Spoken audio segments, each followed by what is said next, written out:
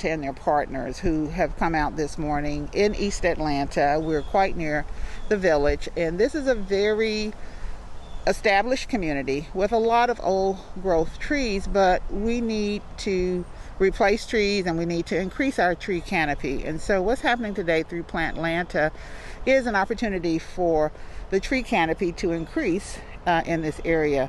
We're planting trees in the public right-of-way, and I'm so happy that Trees Atlanta is not only going to educate neighbors on the proper way to plant trees and to take care of trees, but they're going to come back and continue to maintain them until they're strong enough for nature and for neighborhood volunteers to take over. Yeah, I'm out here with residents of Ponce Highland along with good folks at Trees Atlanta, planting trees here in the neighborhood, but also we're doing this all over the city, which is important to our tree canopy and continuing to make our neighborhoods shady and lovely. So we're planting, I don't know, probably 50, 60 trees in a couple streets here, and it's great to see so many people out engaged in the neighborhood. I've been telling the folks out here today that they're poets, because one of my favorite quotes about trees is from the poet Khalil Gibran, who said, trees are the poems that the earth writes upon the sky. And so everyone today is planting a tree that will one day be a backdrop on the sky when we look up. And so we're all a little bit doing our role to be poets today in Ponce Highland and across the city. We were surprised by the rain, I will tell you that. So we don't have to add the water because Mother Nature provided the water for us today. It's raining and it's fine because trees love rain. So today, Council District 11, which is myself and our entire team, we're here planting 40 trees at Greenbrier Mill. And that's in partnership with Trees Atlanta. And the reason is because Atlanta is known as the city in the forest. And my district, District 11, has the second most beautiful canopy, the largest canopy in the city of Atlanta. So we want to preserve that. We want to make sure that every opportunity that we get, we are planting more trees and we're taking care of the ones that we already have. So that's what we're doing today, and the community has joined us. They registered and they joined us, and we're planting these trees over at Greenbrier Mill. Yeah, so we've got a tree planting here today by Trees Atlanta for the city of Atlanta, and I think it's really appropriate given that we are in Atlanta, the city in a forest. So we're helping to make the forest even bigger here in Atlanta. Actually planted trees with Trees Atlanta a lot in the past. I remember planting about 15 years ago in Chastain Park, and it's fun to go by and see those trees and how they've grown in 15 years. And this is about quality of life. This is about making sure that we are green and that we remain that city in a forest. At the end of today, we would have planted over 500 trees in the city of Atlanta, consisting of every single council district. We're here at Westview Cemetery along the M.L. King Jr. Drive corridor, and we are so happy that Trees Atlanta has chosen this spot, Westview Cemetery, to plant over 40 trees today. We're here with over 100 volunteers. Trees are vital to oxygen. We depend on them for wildlife, and we are so happy to have planted over 500 trees at the end of today, celebrating Plant Atlanta here in the city of Atlanta. I want to thank Trees Atlanta and all of their magnificent staff and volunteers for being here.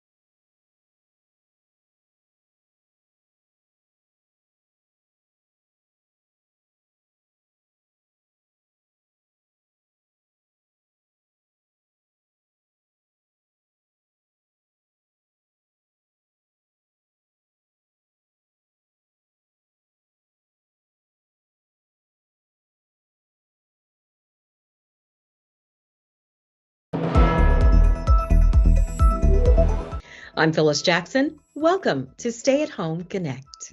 Coronavirus cases up now in every single state in the country, placing a major strain on our nation's hospitals and ICUs, as well as frontline medical staff.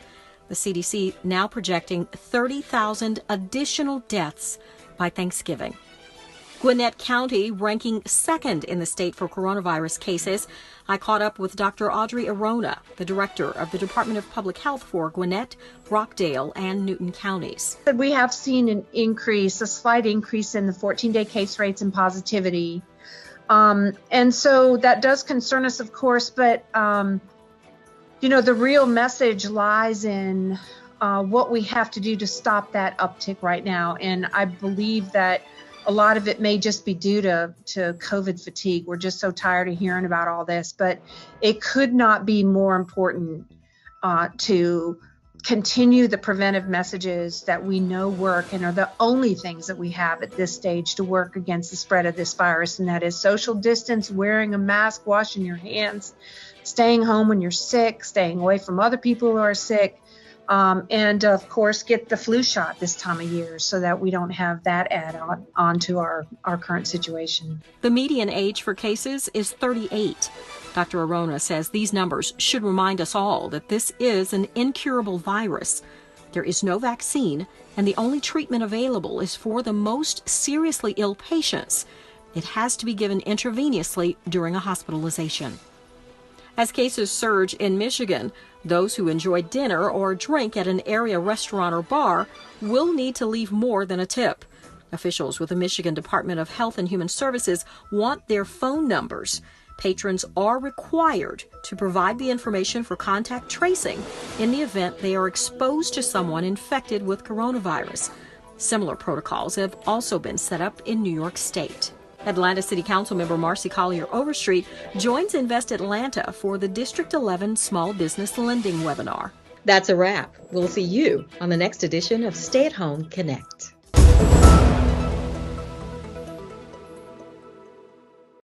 I was just blessed to be able to be on the wall, not knowing that I was going to be here until a couple of days ago, and somebody sent me a photograph.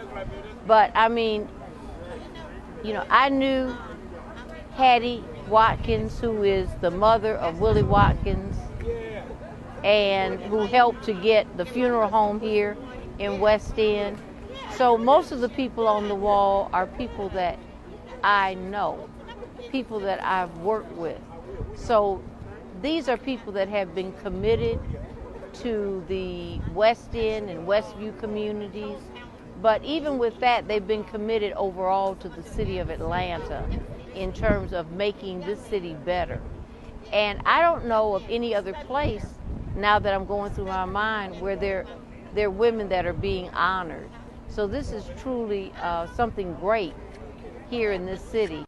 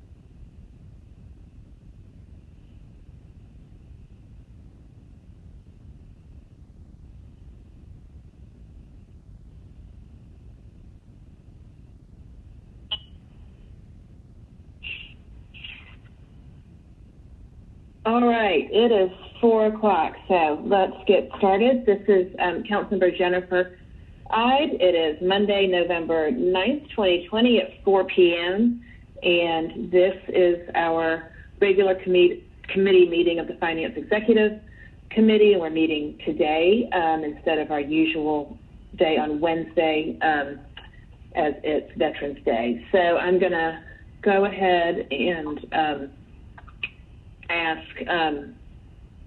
Ms. Kempson-Wright if she'll do a roll call of members who are in attendance. Yes, Madam Chair.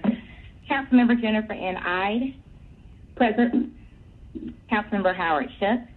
Aye. Councilmember Natalie Mosley Archibong. Here. Councilmember Andre Dickens. Here. Councilmember J.P. Mazikite. Here. Councilmember Joyce M. Shepherd. Present. Councilmember Matt Westmoreland. Here. Madam Chair, you do have a quorum on the line. Thank you. So I will call the meeting to order. And before we move on, can you please read the remote meeting statement? Yes, this Finance Executive Committee is being conducted remotely as advertised and is in accordance with the official Code of Georgia 5014-1. The meeting will be conducted in conformance with Robert's Rules of Order and the Rules of Council as authorized by the City Code. The public may access the meeting by the following conference bridge: toll-free access 877-579-6743, conference ID 831-599-1256, which was noted on the Friday, November 6th public meeting notice. The public may also view the meeting on Channel 26, citycouncilatlanta.ga.gov, or the Council's YouTube, Facebook, and Twitter pages via ATL Council. All presentations are available on the Atlanta City Council Finance Executive Committee presentation page. The agenda was published and made available on Friday, November 6th via atlantacitygA.iqmc.com. Public comment was accepted between the hours of 4 p.m. and 7 p.m. on yesterday, Sunday, November 8th. All persons present on the remote council meeting conference bridge are requested to mute your phones and speakers. Additionally, speakers must be acknowledged by the presiding officer prior to speaking. Each council member is requested to open your Outlook email and minimize the screen. Amendments, substitutes, and informational documents were distributed to committee members beforehand, and we thank you all in advance for your cooperation. Thank you, Ms. Kempson-Wright. Next is the adoption of our agenda. There is a request by the administration to allow a walk-in that has to do with the contract for our legislative affairs team. So I'm going to make a motion to allow us to consider that paper today. Shook seconds. All right, let's open the vote on amending the agenda. The vote is open.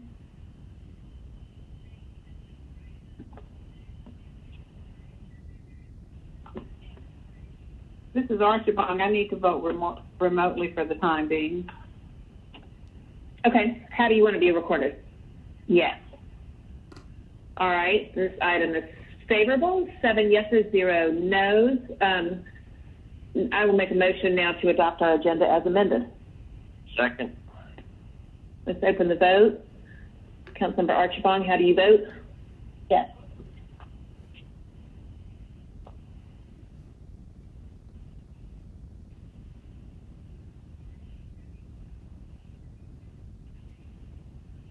The vote is open.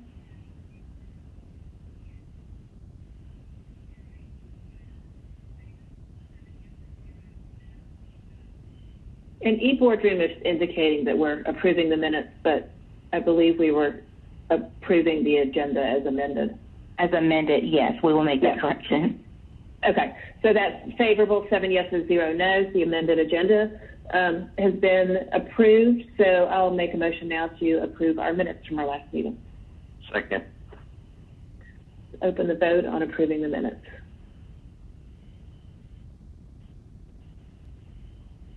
Archibong votes yes.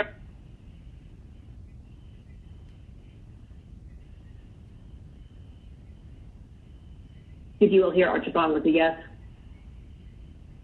Yes, we have her recorded. Okay. So the minutes have been adopted, 7 yeses, 0 no's. Brings us to our public comment. Do we have any public comment today? Yes, Madam Chair, we have a few. We have 2 comments. Okay. Let's go ahead and play those.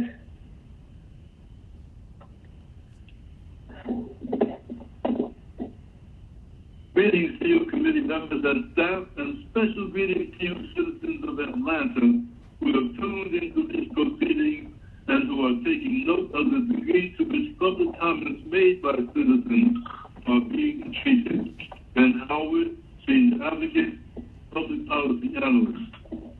Neighborhood planning units are allowed no committee reports, and especially no reports dealing with finance. Let's talk finance, NPUR. Let's talk about how the NPU neighborhood planning system works better when each NPU has committees that mirror the Atlanta City Council committees. Let's talk finance, NPUR. Let's talk about why NPUR allowed no financial reports about Adams Park and no financial reports about any of the green spaces within NPUR. Let's talk finance, NPUR. Let's talk about the NPU grant money, which was awarded to Alfred White's project, with Alfred White being one of the NPUR 9. Let's talk finance at NPUR. Let's talk about the money that was given to Anthony Robinson to distribute masks to protect people against the coronavirus. And let's talk about why so many of those masks were left undistributed from last year. Let's talk finance, NPUR. Let's talk about the money that was given to the Women's Employment Opportunity Project and Sherry Williams, another member of the NPUR 9. And let's talk about how that event was not even held within the NPUR boundaries. Let's talk finance, NPUR. Let's talk about the municipal option sales tax and how citizens voted to pay taxes of 1% of what they spend for the $4 billion Atlanta Watershed Management Program might one day be resolved. Let's talk finance, NPUR. Let's talk about why Ricardo Jacobs is not giving financial reports about the Capital Road Tax Allocation District. Let's talk finance, NPUR. Let's talk about why Ricardo Jacobs gives no reports on the Invest in Southwest Atlanta program, which has the potential to revive the Magic Johnson complex and to bring back the S&S cafeteria, which was so loved by senior citizens within NPUR. Perhaps one day the members of this committee might agree a change in NPUR is long overdue, and as finances ought to be permitted to be discussed at NPUR meetings. We advise committee members that any attempt anyone might make to change the way any attempts to make any changes will be met with fierce opposition by Anthony Robinson, Corliss Clare, Ricardo Jacobs, Alfred White, Renetta Scott, Allison Hathaway, Sherry Williams, and the NPUR 9 cohorts. Brian Shakir, Southwest Atlanta. Any legislation that go forward where the streets of the city of Atlanta, where citizens be, whether or not they be in cars or in pedestrians on the road, I would hope that you would not support any kind of legislation that disfigure our streets, that endanger people on our streets, and I would hope that that would include any kind of motor vehicles that high speed or spinning around in circles, polluting and causing danger and crowds that are in danger on the public right of way.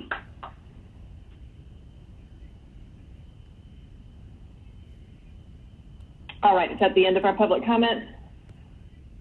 Yes, it is. All right, and I want to also acknowledge we've been joined this afternoon by our Council President, Felicia Moore. So thank you for being with us for our meeting. Next, we'll move on to our presentations, and our first presentation is from the Auditor's Office. It's their quarterly update.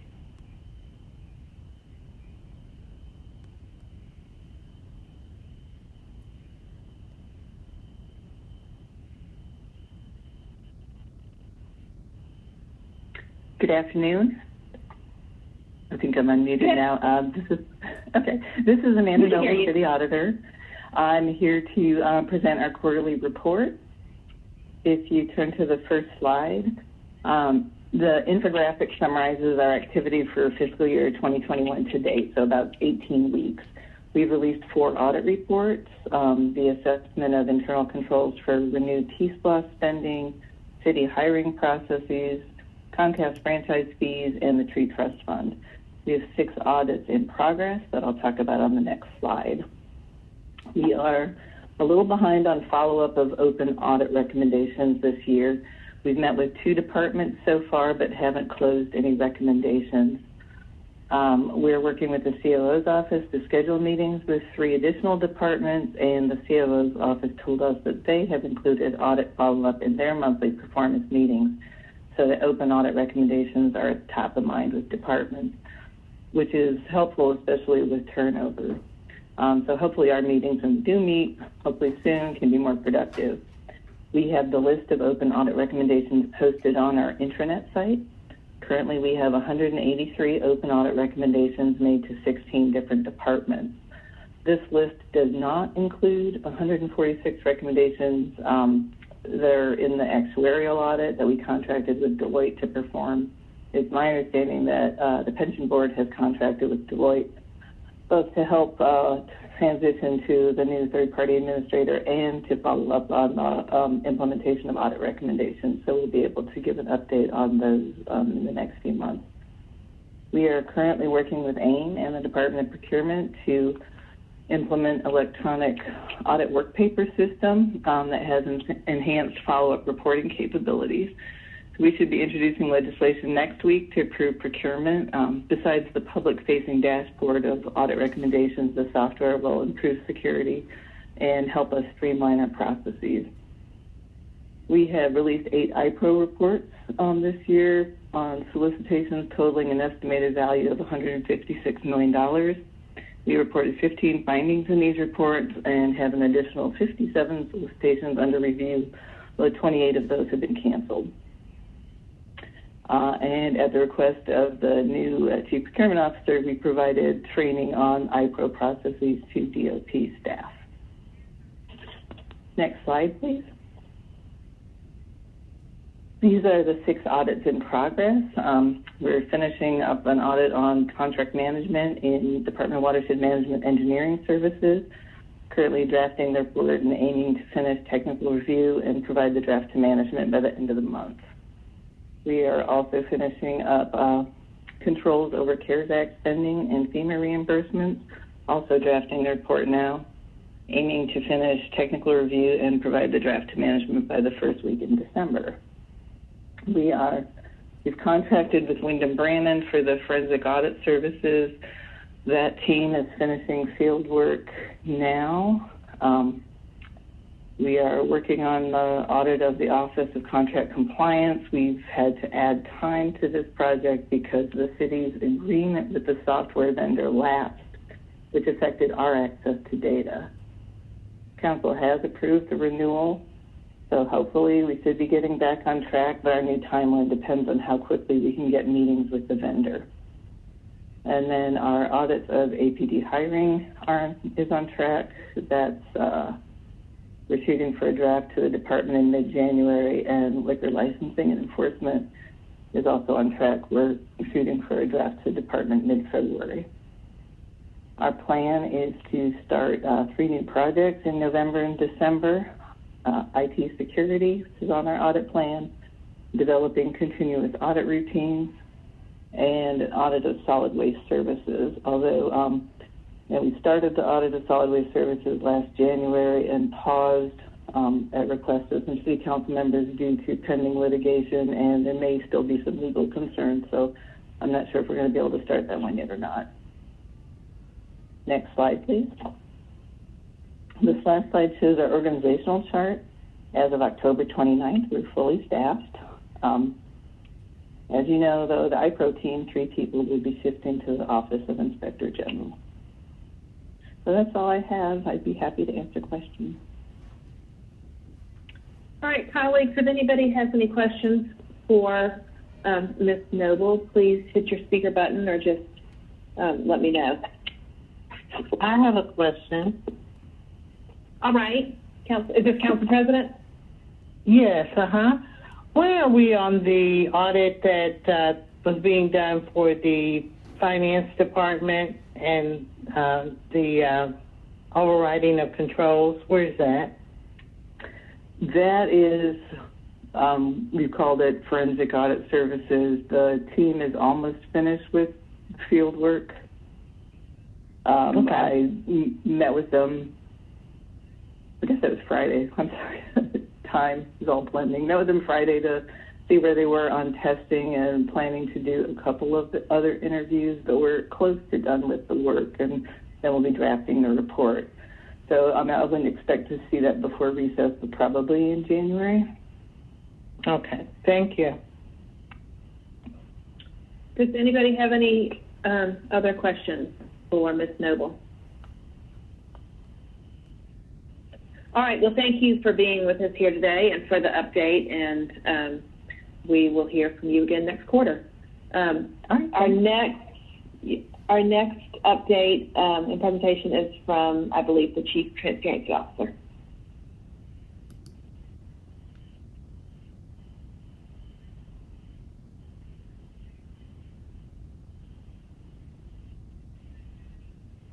Madam Chair, there'll be, go ahead.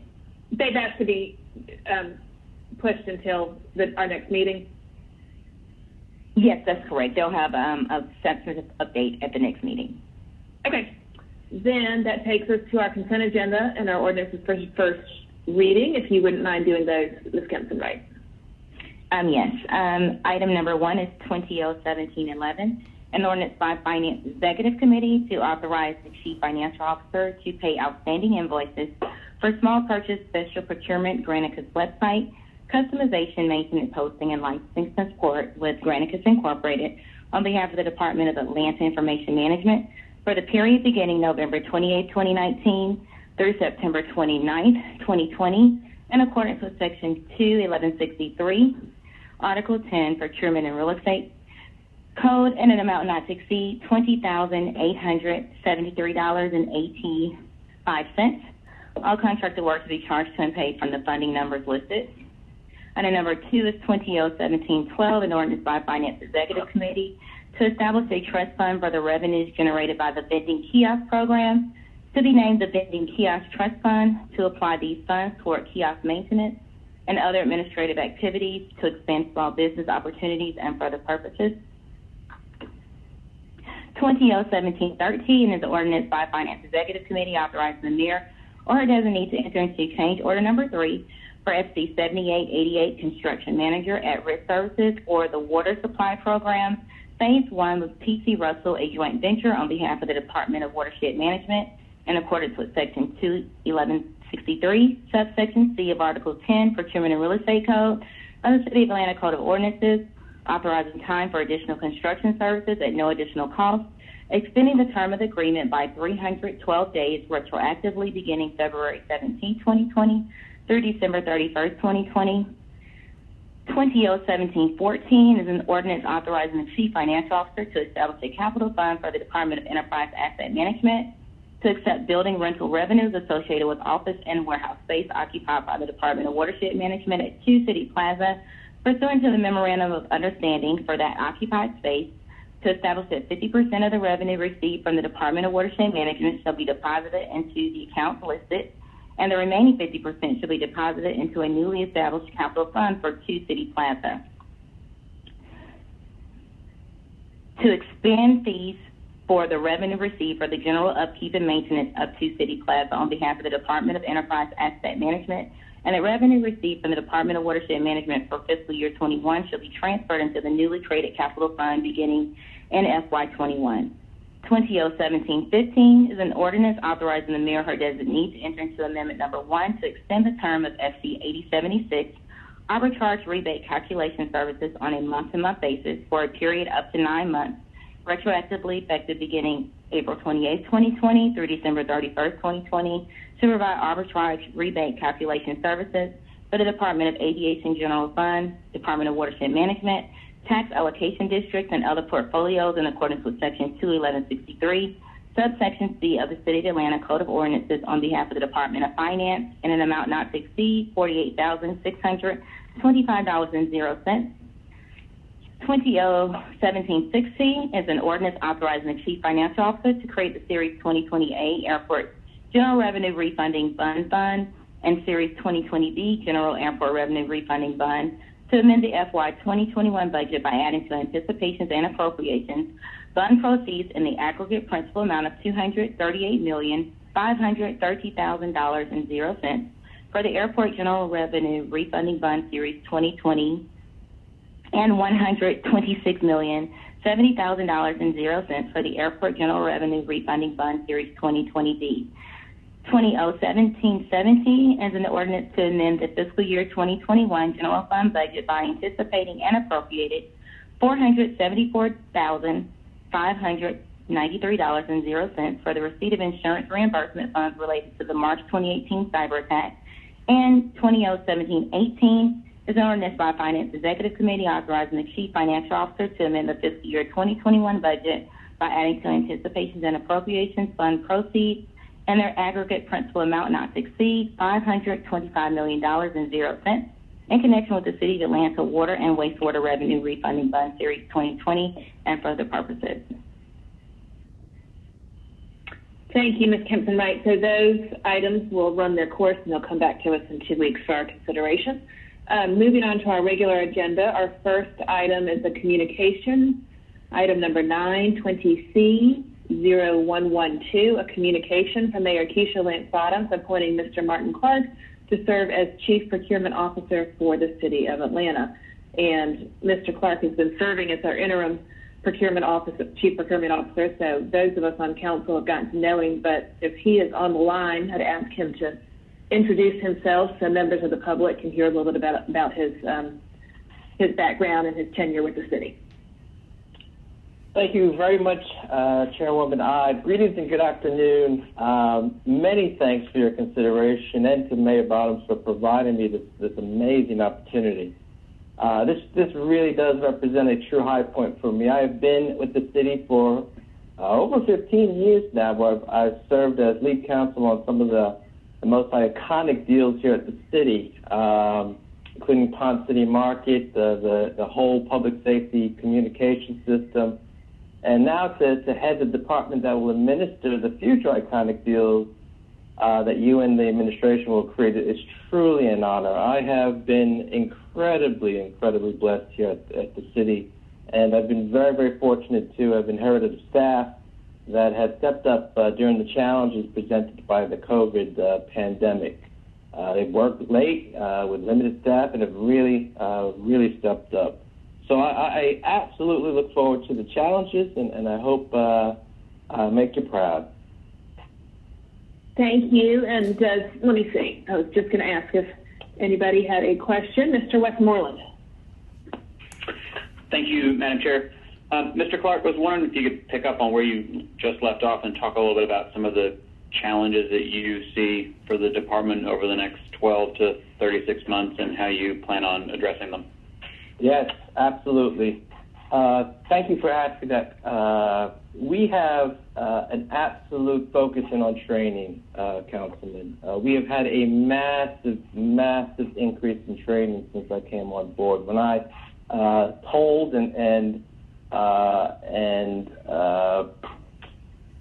asked the staff what were their needs, training was really high up on the list. Not only that, one of the things that I'm trying to stop is disparate opinions and advice coming from the department. So we are in the final stages of bringing on an outside consultant to help us draft a new standard operating procedure so that both the user agencies, council, and everyone else in the public will have a standard operating procedure that we all are on the same page on. The other thing, of course, is cutting the production times. To do that, we are instituting a new smart reporting program that will help us to see where our slowdowns, and we're also engaging internal SLAs on completion times We're also going to be providing user agencies notices when there are delays on their part in providing our DOP staff the documents and the information that they need. Hopefully, we'll continue to start benchmarking against other cities with the hopes of course, driving enterprise-wide cost reduction. So we do have challenges going forward, but we're really trying to attack those challenges aggressively here at DOP. One of the topics that your predecessor raised a couple times was some challenges around staffing and filling vacancies. Where are you on that front? Yeah, when I came on board, Councilman, I had 2 out of 5 contract managers, 2 out of 5. We were missing 3, and so I immediately jumped on that, and we are fully staffed on the manager side. One of the things that I really want to draw from on the Smart Reporting program is to see where my weaknesses are on the contract specialist side, on the production line side. We have a smaller budget than we did previously, and so our folks are really working hard, and quite frankly, we may be coming to you for assistance in the next budget cycle. But we are absolutely working hard and getting these contracts out, especially on the commodity side for the pandemic demands. Your last comment kind of segues into my next question, which was going to be twofold. One was, what do you need to be successful? And it sounds like you may be coming back to us with some more thoughts on that in the future.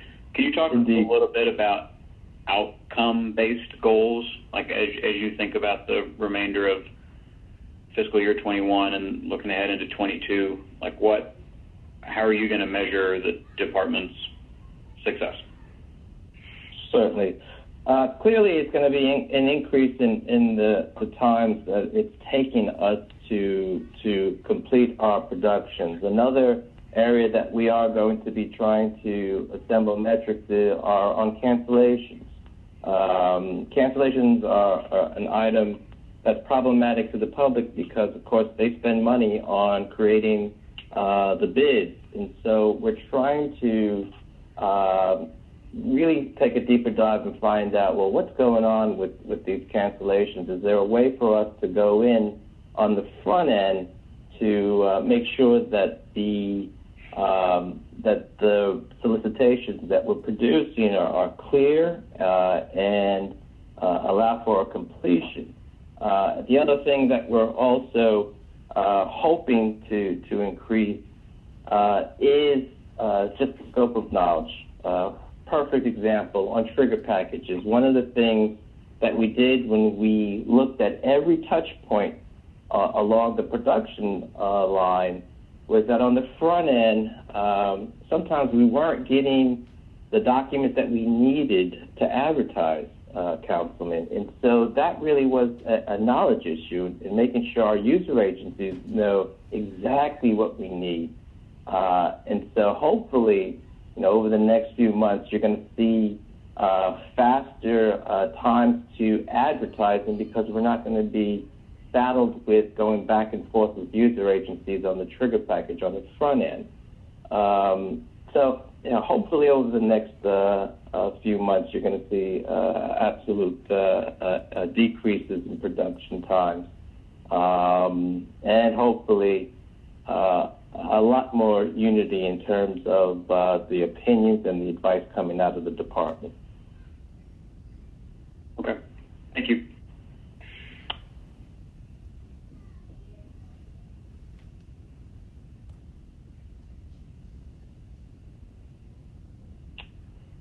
Any other questions?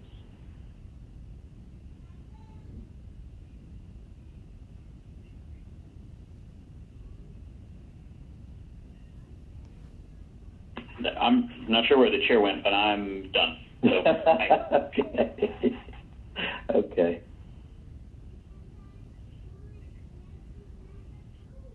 Sorry about that. I got kicked off of the line for a minute. Mr. Westmoreland, have you wrapped up your questions? Yes, ma'am. I just have sort of to follow up, Mr. Clark. I'm sure you have heard me complain at these FEC meetings when we get papers that we're having to waive parts of the procurement code because a procurement fell through, a procurement wasn't done in time. There are various reasons that happens, and it never makes me very happy. So I hope as you're doing a look at, what you have right now and the metrics and, what results you want to see, that's an area that you look at and try to decrease the number of times that contracts are being brought to us where we're having to waive some part of the procurement code because of the timeliness of the process. Absolutely, Chairwoman Ide. We've actually been speaking with the user agencies regarding forecasting. I mean, the code requires 90 to 120 days on forecasting, both on the extension of a contract and, of course, renewal. And so we're trying to make sure that our tickler systems are a lot more aggressive in making sure that we don't get caught at the end of these contracts sort of scrambling. But that's not to say, and just in full candor, Chairwoman I, that there won't be some that will not come up. They will. There's always an emergency or always some sort of thing that may pop up that we have to accommodate, but we are aggressively trying to forecast them earlier so that we have these things ready for your review. All right, thank you. Does anybody else have any questions for Mr. Clark? All right, I do not see any further questions. That was a motion by Shook. I will second that. Let's open the vote on Mr. Clark's confirmation. The vote is open.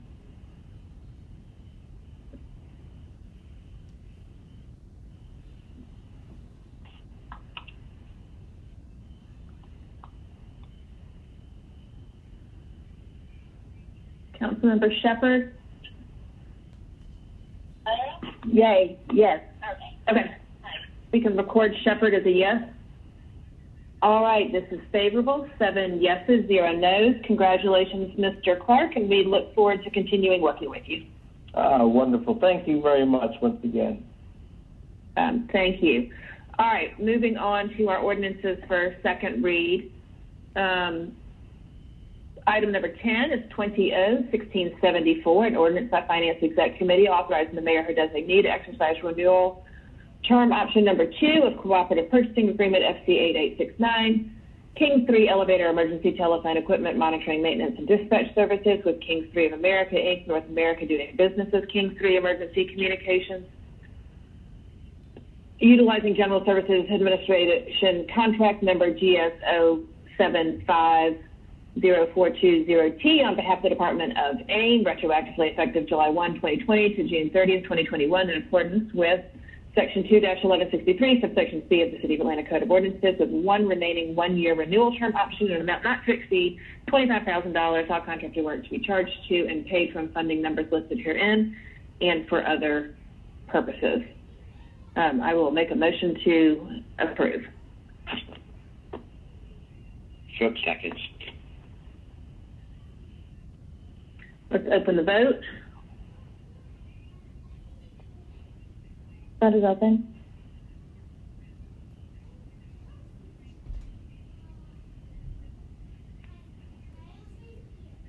This was favorable, 7 yeses, 0 noes. Item number 11, 20-1675, an ordinance of Finance Exec authorizing the Chief Financial Officer to transfer residual funds from various General Airport Revenue Bonds Funds 2004 Airport Revenue Bond Fund FK 5509, 2010 B, BD, PFC, and Sublien General Rev 5519 Airport Passenger Facility Charge and Subordinate Lien General Revenue Bond Funds 2004 Airport PFC Bond Fund, and 2010 BBD, PFC, and Sublien General Rev to the Airport FAC Revenue Bond Sinking Fund, and amend the fiscal year 2021 budget and the aggregate principal amount not to exceed $1,400,000 and for other purposes. I will make a motion to approve. Second. Let's open the vote. The vote is open.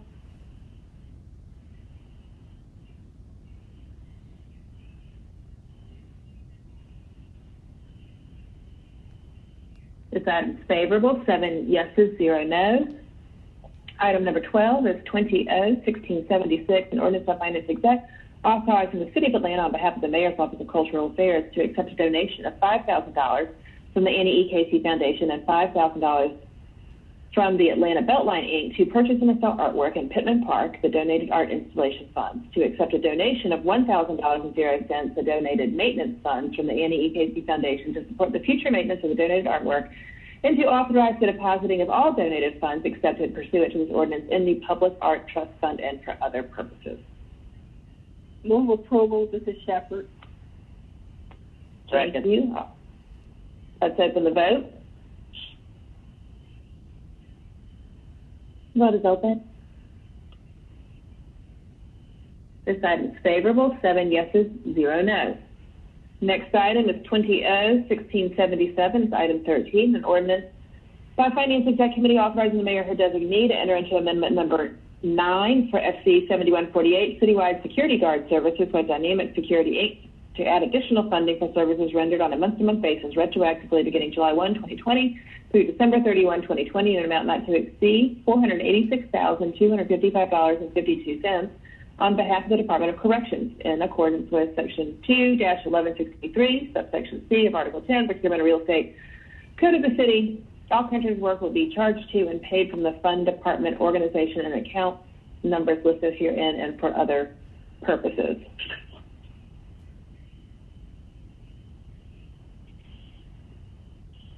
And I don't know if somebody from Corrections or the administration could just tell us a little bit about this, since our Department of Corrections is a little bit in flux. Good afternoon, Madam Chair, members of the council. So just kind of speaking to it a little bit. This is for the continuation. They have not moved yet from the facilities. There's still some required services that they're going to need. So they just went, and they were not included on the original legislation that we put forth for the security, and so we just added them to for the time being that they're going to be there.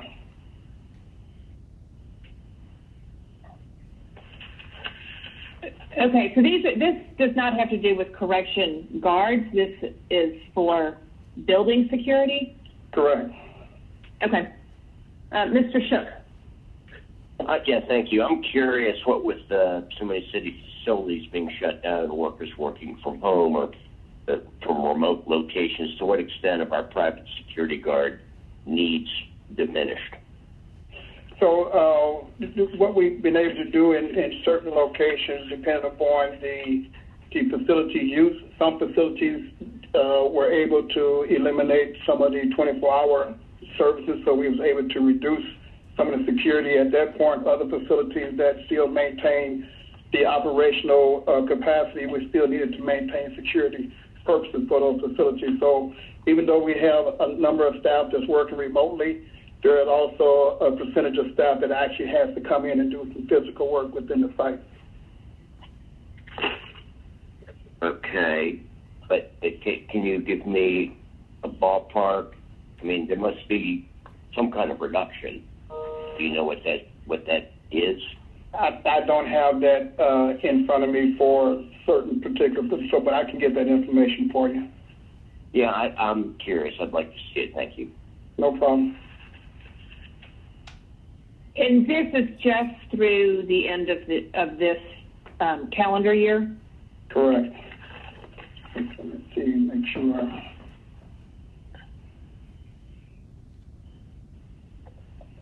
Yeah, that would be correct. Okay.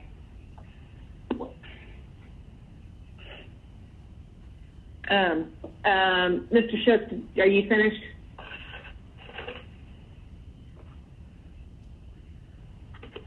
Yeah. Mr. Westmoreland. Thank you. I think I'm a little confused. This is to fund security at the Atlanta City Detention Center or elsewhere? This is at the Department of Corrections at the detention center.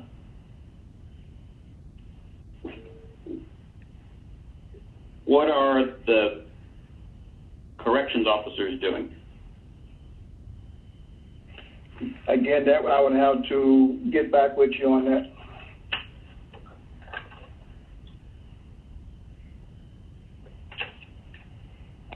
Is there anybody from the administration who can comment on why we are being asked to spend $500,000 on top of the money that we're currently spending for that building?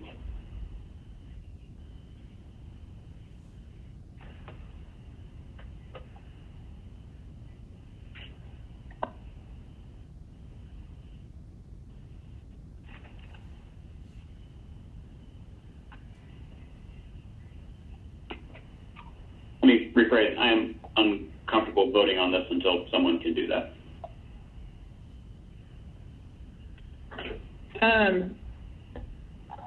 Do you want to make a motion to hold, or do you just want to put this one off for a while and see if we have somebody who can come address that before the end of the meeting? I'm happy to make the motion to hold.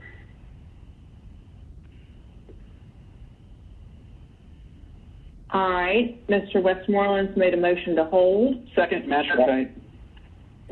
Second from Matt Sakite. Let's open the vote.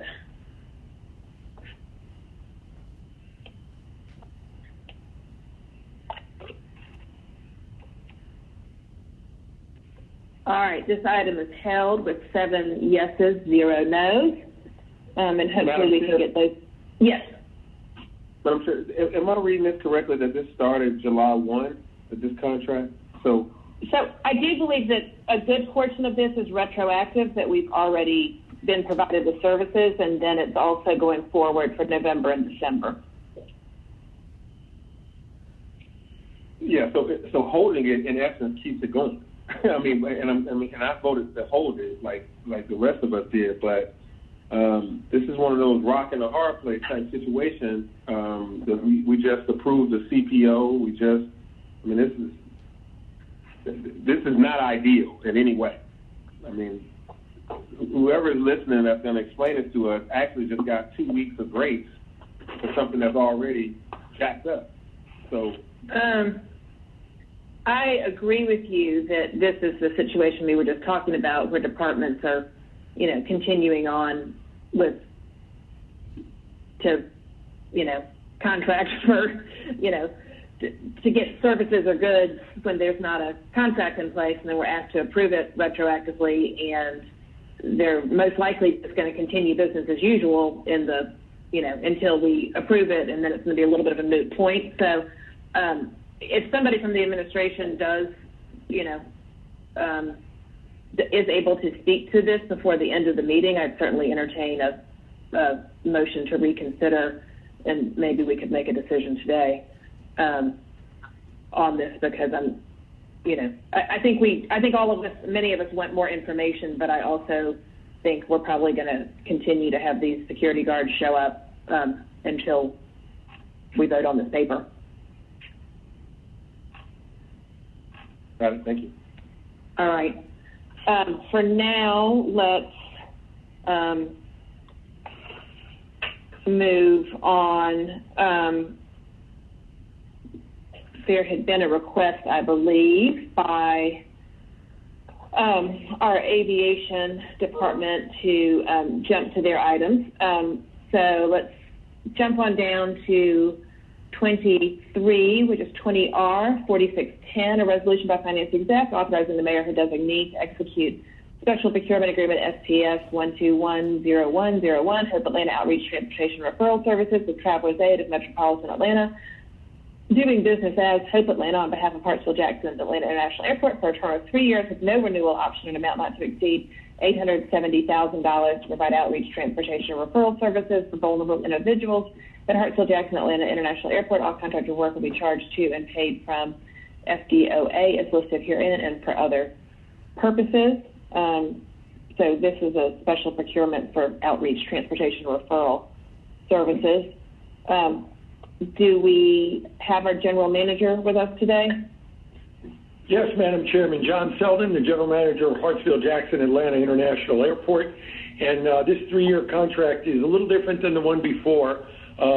Prior to this, we were funding 5 beds a night. This one will fund 10 beds a night at the Gateway Center and provide van transportation. And again, every day, it's 7 days a week, we will have intake counselors here for these funds. And we work very closely with Hope Atlanta for our most vulnerable, and we are actually placing individuals most nights here. Of the 40 to 60 individuals that show up here every night at the airport. All right. Does anybody have questions for Mr. Selden? Approval. All right. Who was that? Having a little. Who made the motion? Sure. Okay. Second, Matt Skite. All right. Let's open the vote.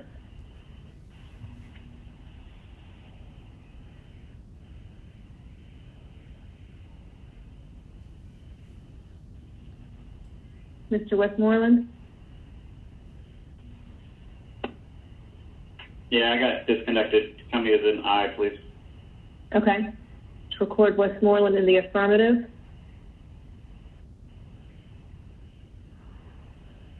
All right, this item is favorable, 7 yeses, 0 no's. Our other aviation paper is item 24, 20R 4611, a resolution by Finance Executive Committee authorizing the mayor who designate to execute Special Procurement Agreement SPS 121010 North Airfield Ground Lighting Cable Replacement at Hartsfield-Jackson Atlanta International Airport with BBB H Uptime JV pursuant to Code Section 21191.1, Article 10, Procurement and Real Estate Code of the City of Atlanta, on behalf of the Department of Aviation for a term of 445 days in an amount not to exceed $12,542,817.0. All contracted work to be charged to and paid from PTAEO, FDOA, listed herein, and for other purposes. So, Mr. Sheldon, what are we getting for $12 million? Madam Chairman, we're getting all new cable in our north complex, which are the 2 north runways. There's literally 4,000 lights up there and probably 500 signs that light up.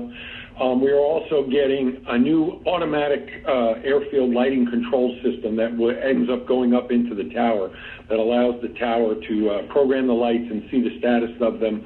And the current cables that are out there that sit in the ground are over 25 years old, and it's part of our plan here to replace the cabling throughout the entire airport. Also, the cables, every time we do construction out on that runway or add new signs or new lights into the pavement, we have to splice into the cables. And due to the age of the wires in the ground, the cables, every time you cut into a wire, you damage the resistance in the wire. And our readings, mega readings of those cables that are there are very low at this point and are driving us to get this program going here very quickly. All right, I'll make a motion to approve. Second. Let's open the vote.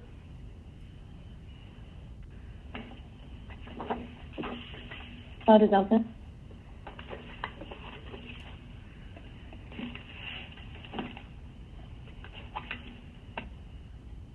All right, this item is favorable, 7 yeses, 0 no's.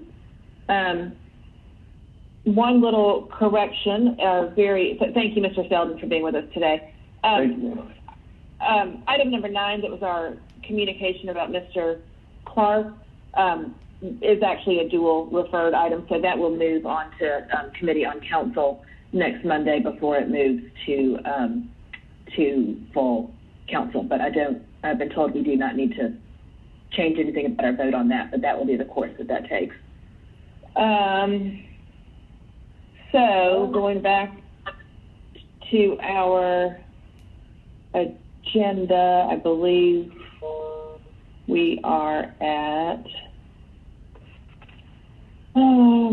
item number 14, 20-1678, an ordinance by Finance Executive Committee authorizing the mayor or designee on behalf of the City of Atlanta to execute all documents necessary for the acquisition of certain property interests necessary for the West Lake Avenue Bridge Replacement Project, authorizing negotiations with property owners for the acquisition of such property interests, authorizing title searches, appraisals, surveys, and other items necessary for the acquisition of such property interests, authorizing the mayor or the city attorney in the event negotiations are unsuccessful to institute condemnation proceedings pursuant to the declaration of takings method, OCGA 3231, waiving certain provisions of Article 10, Real Estate Procurement Code of the City of Atlanta, Code of Ordinances on behalf of the Atlanta Department of Transportation, all contracted work and payments for property interest to be paid from account numbers listed herein and for other purposes.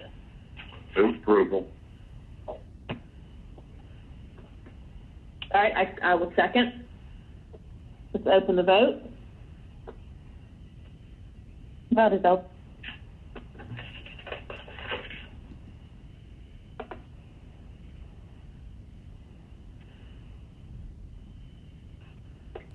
This item is favorable, 7 yeses, 0 no's.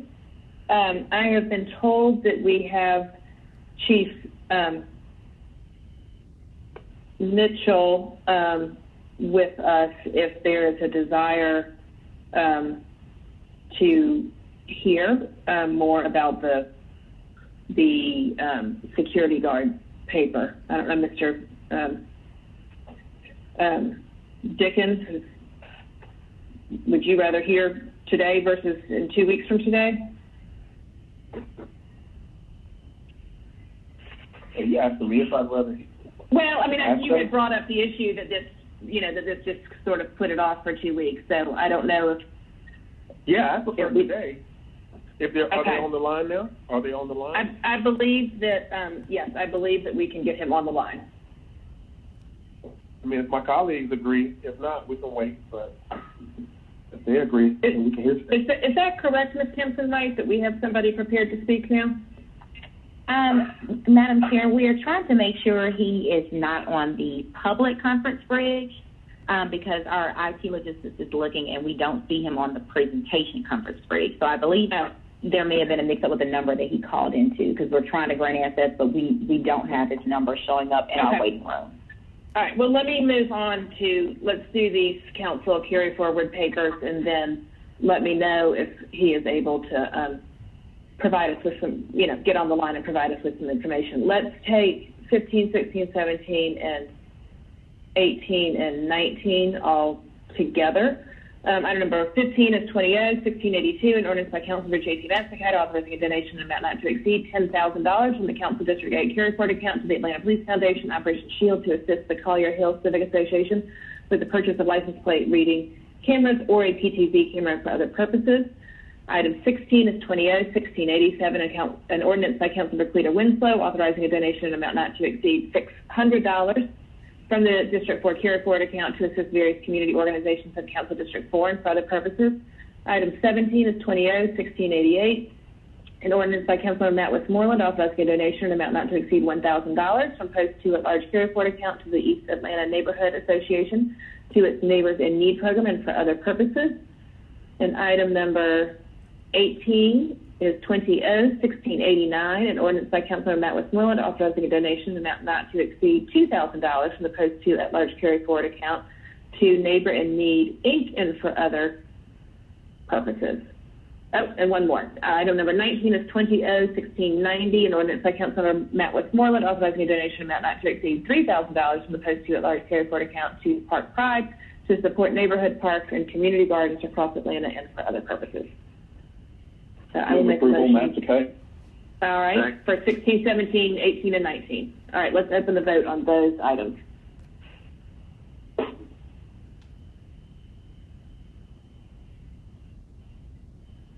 The vote is open.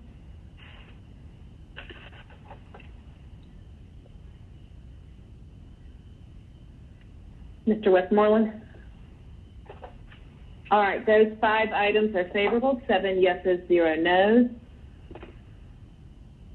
takes us to item number 20 in our resolutions. It's 20R 4607, the resolution by Finance Exec authorizing the mayor or her designee to execute the appropriate documents to modify sole source agreement SC 9041 PCI jail maintenance system to substitute CIT Technologies LLC for Police Central Inc. as the party to the agreement. All contracts of work shall be charged to and paid from the fund, department organization, account numbers, and secure and for other purposes. I'll make a motion to approve. Second. Let's open the vote. The vote is open.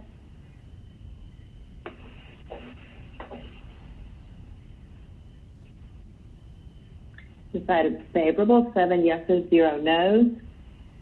Item number 21 is 20R 4608, a resolution by Finance Exec Committee authorizing the mayor designee to issue task order number 3-10641 for agreement FC 10648, job order contracting services with Astro Rohade Fox JOC for the construction of Fire Station 36 in an amount not to exceed $8,976,878.15. All contracted work will be charged to and paid from the fund department organization account numbers listed here and for other purposes.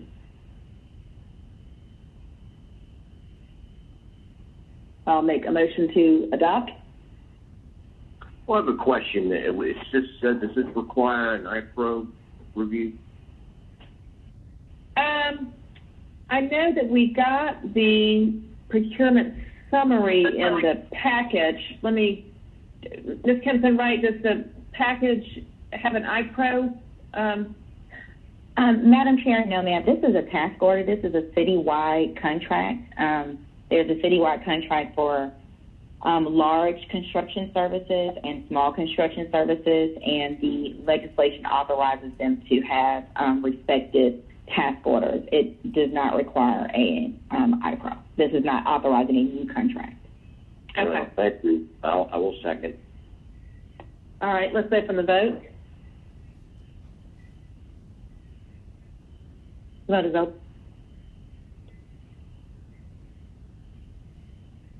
This item is favorable, 7 yeses, 0 noes. I believe now we do have the chief, if we want to scroll back a minute and just get some additional information on the security guard paper that we have held.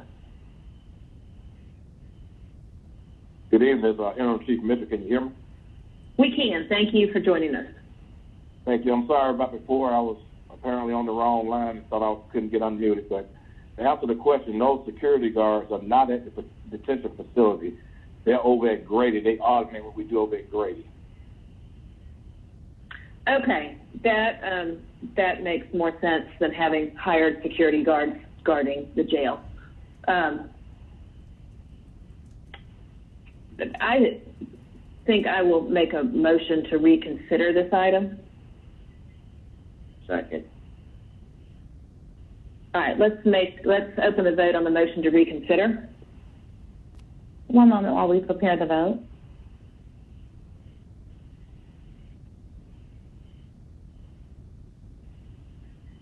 While we have a chief on, and we can consider the vote, Chief, Madam Chair, can I ask a question? Yes, Mr. Dickens. Chief, in a future state of ACDC and relationship, is this some activity that you consider to be an ongoing operation with the contract services for Grady, security guards, or are you looking at current, employees for this task beyond this year? So right now, it's to the end of the year. It's being assessed with whether or not we're going to need it past that. So it's with the drawdown and everything. So right now, it's just to the end of the year, as the contract says, but we are currently looking at it to see what we need this going forward. Okay. So the end of the year for us would mean a couple of more council meetings of this type, 2 to 3 more, I guess 2 more finance exec meetings. So right now we are approving a piece of legislation that have a July date on it. So if it would be proper to give us a heads up as soon as you know what we're going to do at the end of this year, so that you won't keep operating in January, February, March, and then we get a paper that says, let's, give them an extension till June, and they're already working. So that I'll make sure you guys have the notice that you need if we plan to do that. Okay, thank you. Thank you. Mr. Westmoreland. Yeah, thank you, Madam Chair. Thank you, Chief, for coming on. I have two questions. One is to build off what Councilman Dickens just said. Why is this paper coming to us on November 9th for something that started in July? But the last one that I saw had corrections on it when they did the paper the last time. I don't know how it was omitted this time. So as far as I knew, we was already added to that list when the original paper was got. So I can't speak to that because we didn't author it. I think it was OEAM. I'm sorry. Yeah, no, I went back and I pulled up what we passed in August because I thought maybe the questions that we're asking right now would have been better asked back then, but that piece of legislation only referenced DEAM, spending for DEAM, Parks and Rec, and Watershed. Corrections is mentioned in the caption for some reason, but it's not in the language itself down at the bottom. And then I guess I have two more questions. One, this funding stream is a trust fund, which once has got about $588,000 in it, and this would take the vast majority of that. How have we been funding this service so far, and what is going to happen when this particular funding stream goes away? Again, it was being funded through Dean. I can't answer those questions regarding how they funded and what's going to happen after the money runs out. And then my final question is, I know we have somewhere between, I don't know, 180, 200 folks in the Corrections Department. What conversations have taken place about our full-time employees being able to provide the service at Grady, given the light nightly occupancy at the detention center versus us having to contract out for an additional $500,000 for 6 months? Okay, so we already have officers assigned to Grady, 5 posts for each of the 3 watches that we have assigned there. The security guards that we have for Grady, they sit on the patients in the rooms. Our folks are on post over there, so we use the security guards to sit on those patients that are not high priority patients. So we already have folks over there 24/7.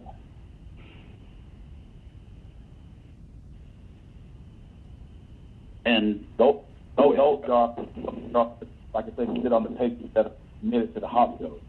We still have 5 different posts where we got 2 intakes. We have the data collection, and a couple other posts that we have there. And why can't our full-time employees do what these individuals would be doing, even if it meant sending additional folks over? Well, you think that we already have that going on today. We have the people that were involved in the shooting over the weekend. Those are what we call code red suspects. So we have our folks from over at the detention center who are armed sitting on those folks there. The security guards are not armed. So we are met with both security guards and people from the detention facility all the time.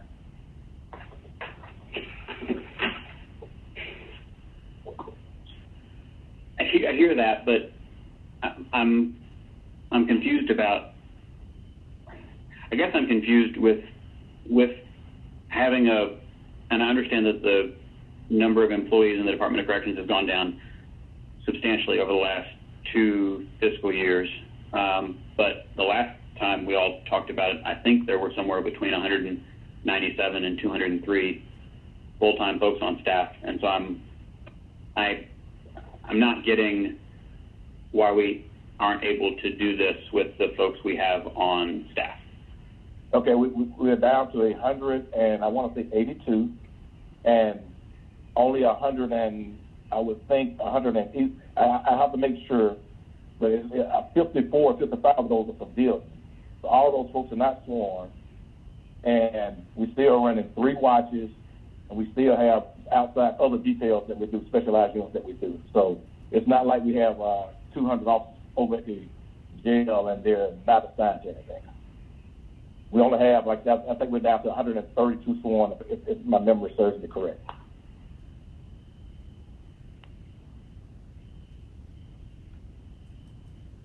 Okay. Thank you, Chair.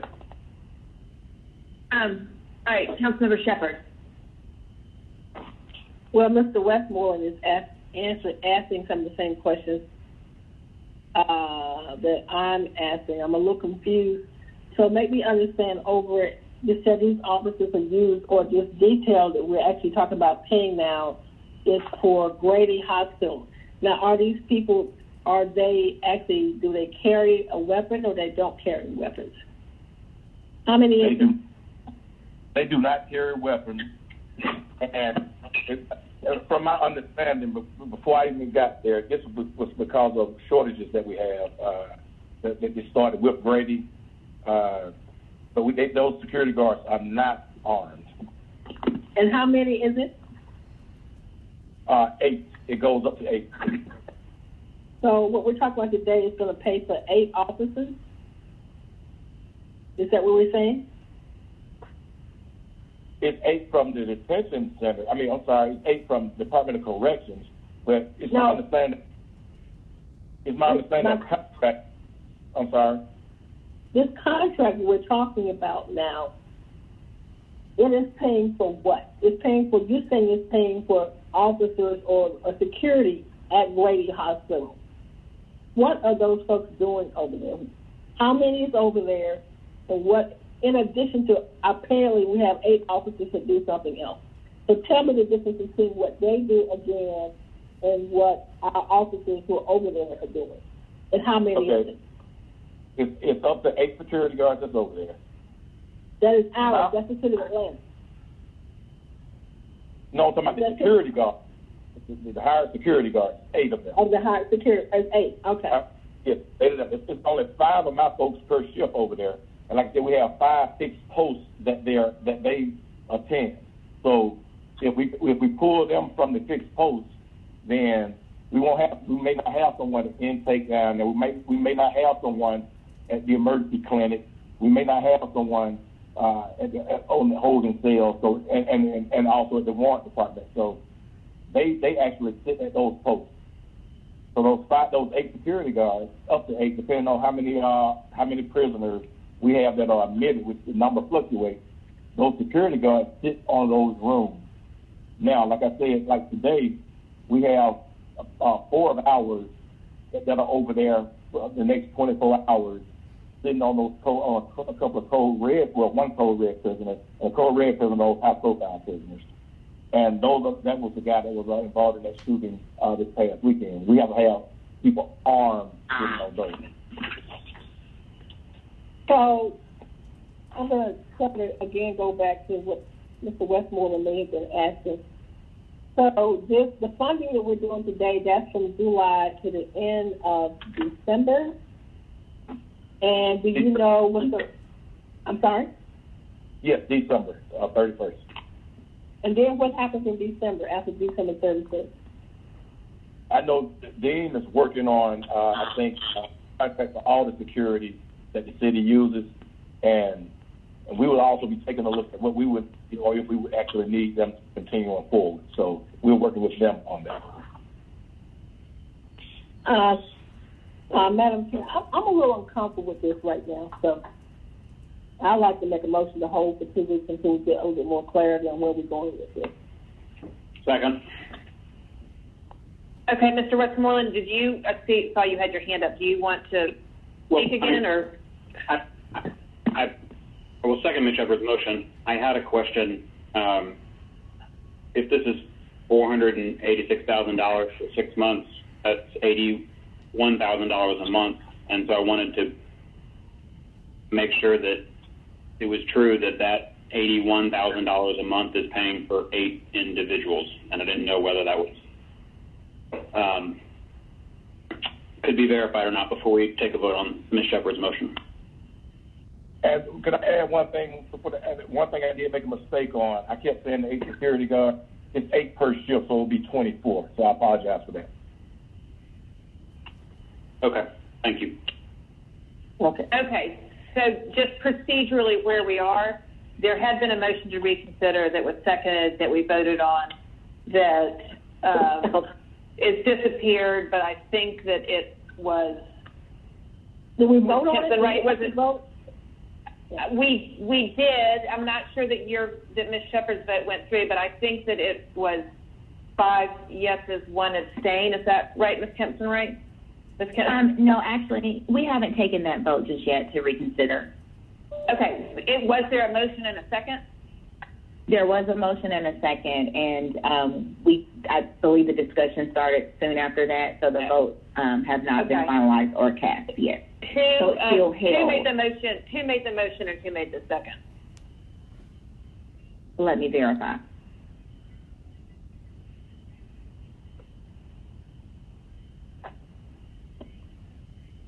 I just want to get some more clarity because this is, as public safety chair, I'm just very uncomfortable with this. I got to ask some more questions.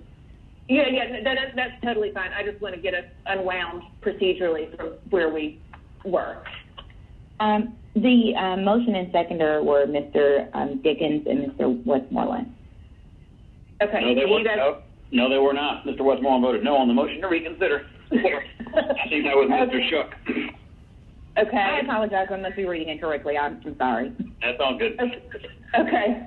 Mr. Dickens, do you want your motion to stand, or do you want to? What do you want to do? I want to go home, but I'll settle for abandoning all of this and remove my motion and sit down.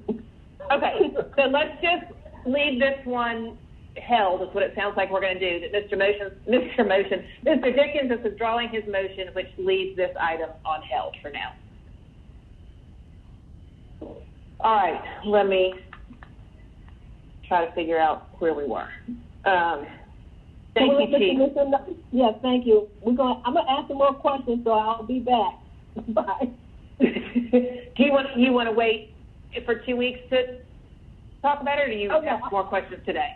No, not right now. I'll be back at another time, Madam Chair. Not now. I'm sorry. Okay. All right. We had done the council carry forward papers. Had we done item 20? Yes, Madam Chair, we are now on item number 22. 22, okay.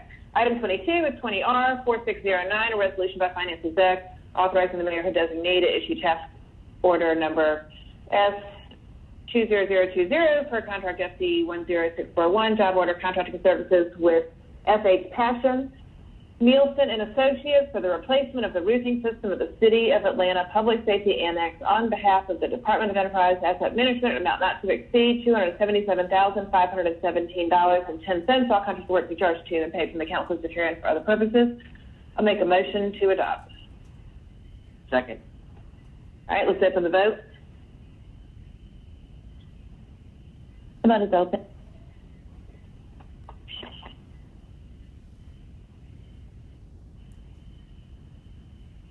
All right, this item is favorable, 7 yeses, 0 noes. We did 23 and 24 when Mr. Selden was with us. This now brings us to our dual referred items.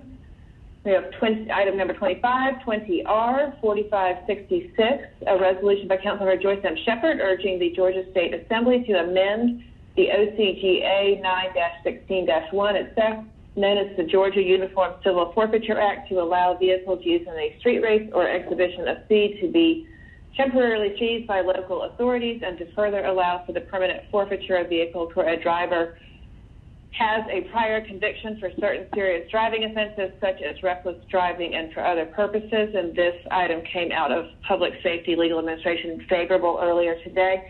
I had reached out to Councilmember Shepard to ask her if I could make an amendment. I've been talking to some of the state reps about this issue, and they are bouncing around a couple of thoughts on how they could allow for the,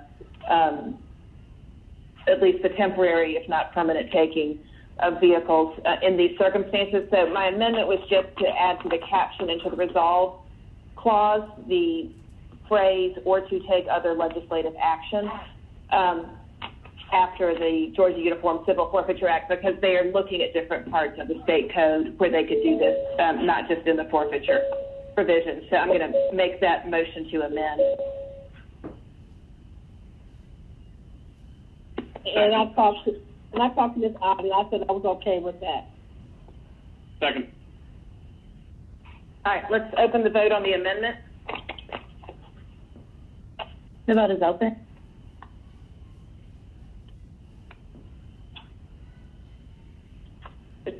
The paper is amended with 7 yeses, 0 noes.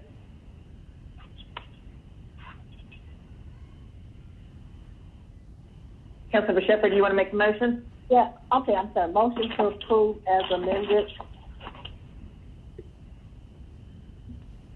I'll second. Let's open the vote. The vote is open.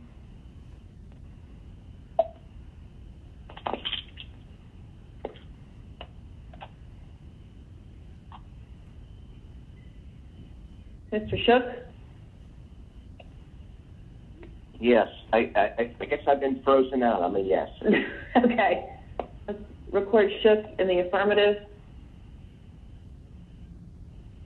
That makes 7 yeses, 0 noes, favorable as amended. Next item is 20R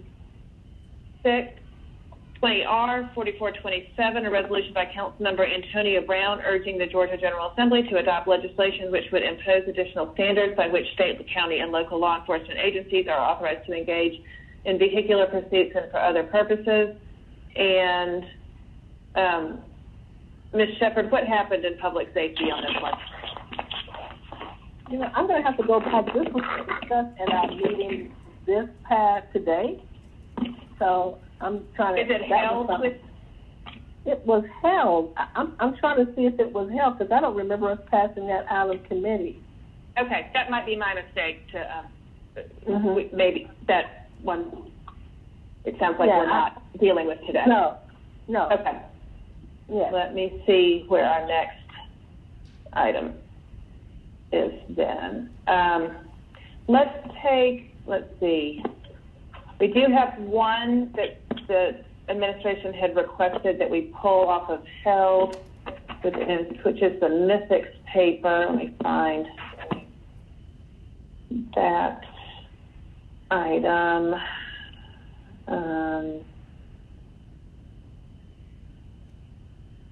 Item number 41, 20R 40. Okay. 4516.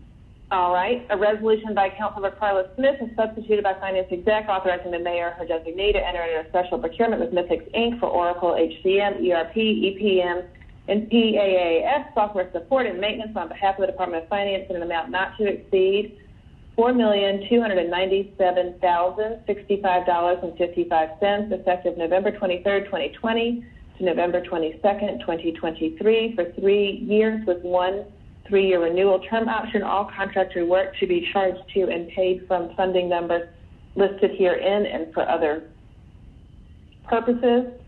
And if there is somebody from procurement on the phone, if you could just explain to us why this was a special procurement.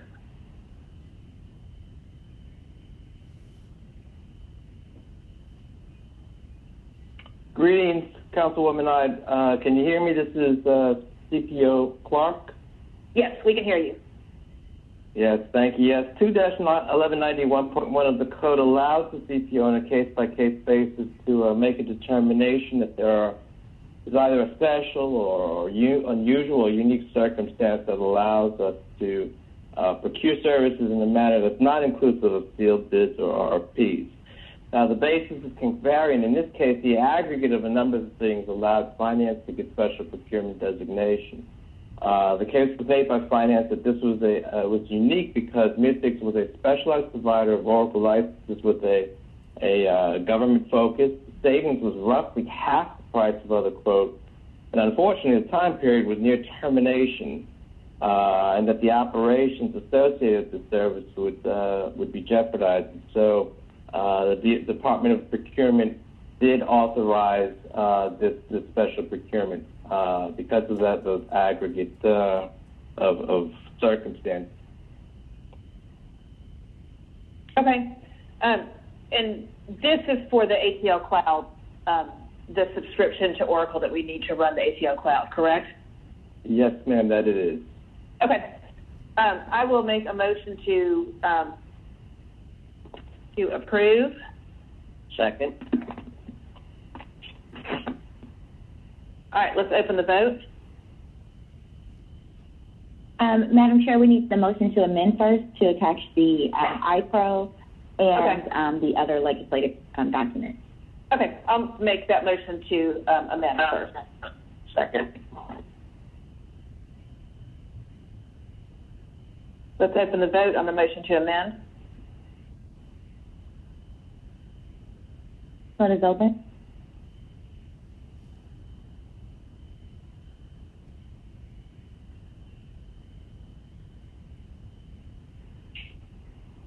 Councilmember Archibald?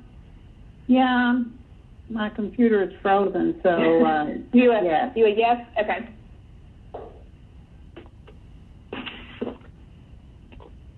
All right, that was 7 yeses, 0 no's. To amend, I'll make a motion to approve as amended.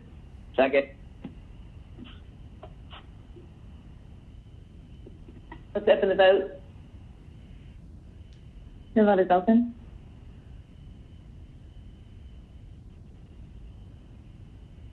Seven yeses, 0 no's, favorable as amended.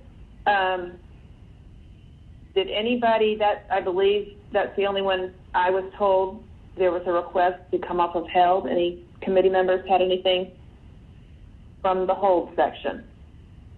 If not, we will move to our walk-in. Let me find our walk-in. Legislation is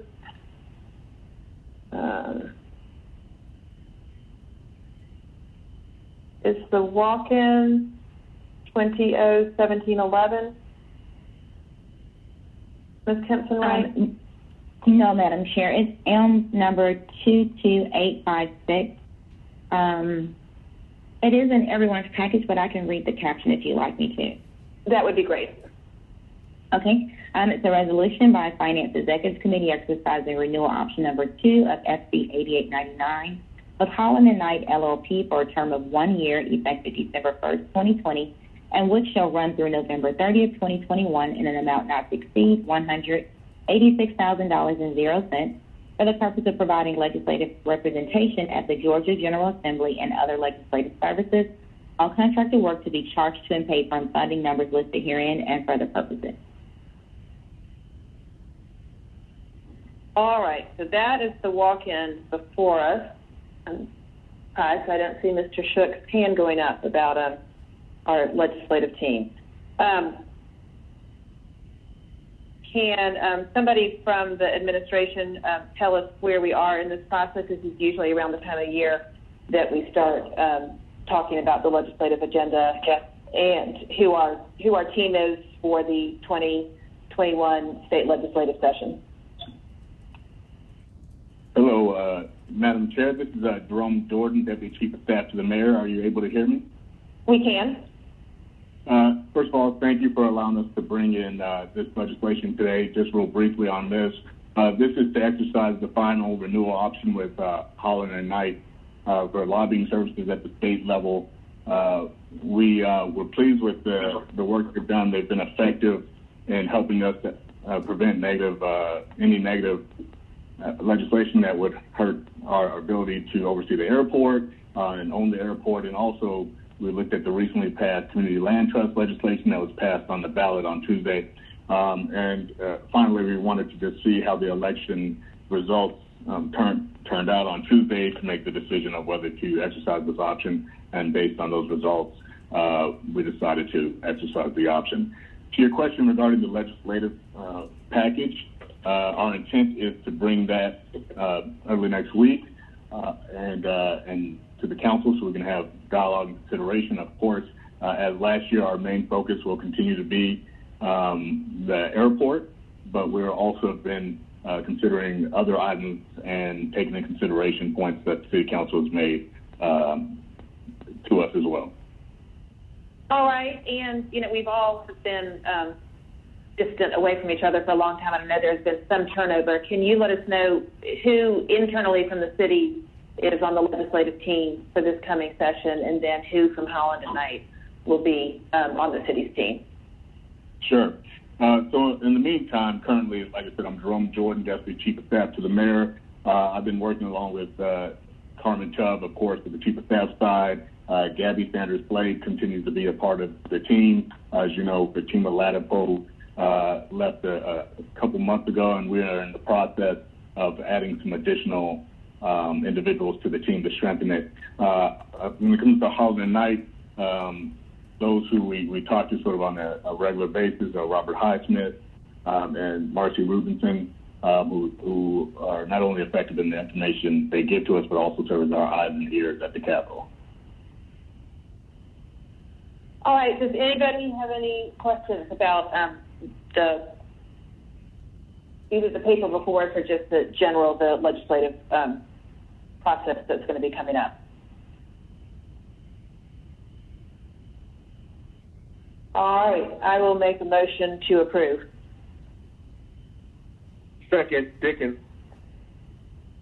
All right, let's open the vote. The vote is open.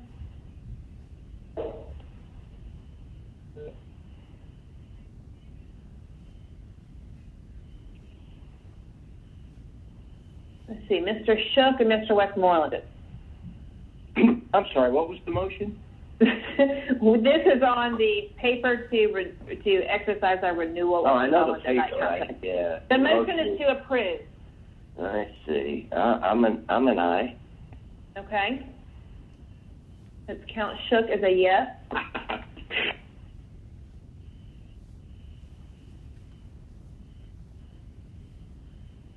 And with Shook, that is 7 yeses, 0 no's. Unless anybody has anything else for the good of the order, I will make a motion to adjourn. See. All right. Thank you, everybody, for being here today.